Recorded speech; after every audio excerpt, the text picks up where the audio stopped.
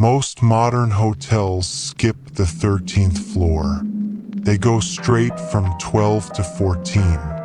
We call it triskaidekaphobia, the fear of the number 13. It's a harmless superstition, usually. But in 1994, a night security guard named Mark discovered that just because a floor isn't on the elevator panel doesn't mean it isn't there.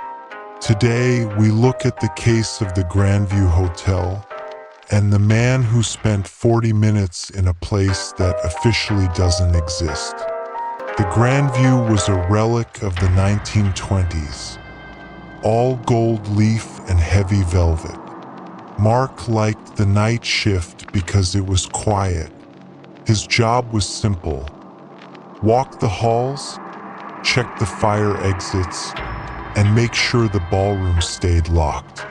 The hotel had 22 floors, no 13th. Everyone knew the elevator skipped it. It was part of the orientation. But on June 12th, during a massive thunderstorm that knocked out the city's main power grid, the hotel's backup generators kicked in with a violent shudder, and the elevator system, it glitched. Mark was in the service elevator when the power flickered. The lift lurched, stopping between floors. He pressed the emergency button, but the speaker just emitted a low, wet static. That's when the floor indicator changed. It didn't show 12. It didn't show 14. A crude, flickering 13 appeared on the digital screen, a number that wasn't even programmed into the hardware. The doors opened with a heavy groan. The air hit him first. It smelled like old ozone and stagnant water. The hallway outside was identical to the other floors, but wrong. The wallpaper was a pattern of eyes that seemed to track his movement. The carpet was damp, and there were no room numbers, just blank brass plates on every door. Mark should have stayed in the lift, but curiosity is a dangerous thing. He stepped out. As he walked, he realized the hallway was longer than the building itself. He walked for what felt like 10 minutes, but when he turned around, the elevator was gone. There was only a wall. He was trapped. He began to hear sounds behind the doors. Not screaming, not monsters. It was the sound of a party. A very loud, very happy party. He pushed open room 1313. Inside, the room was massive, larger than the hotel's ballroom. It was filled with people in 1920s evening wear.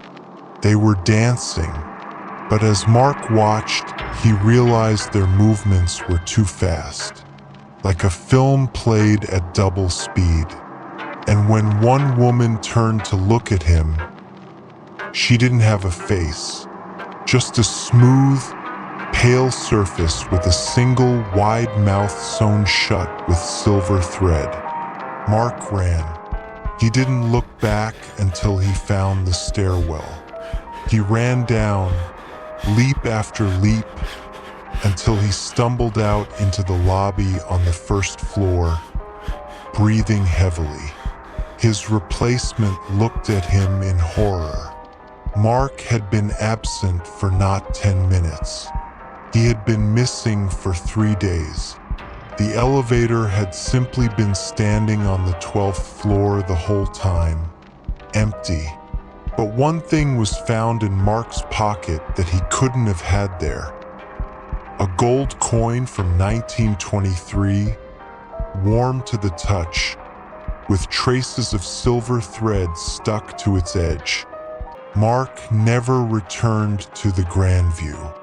The hotel was demolished in 2008, but the construction crew reported something strange during the teardown.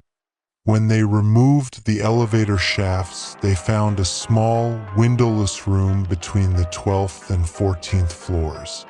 It was empty, except for a single silver-threaded mask lying on the floor. Pay attention to which buttons you press in the old elevators. Perhaps you will find exactly what you were looking for.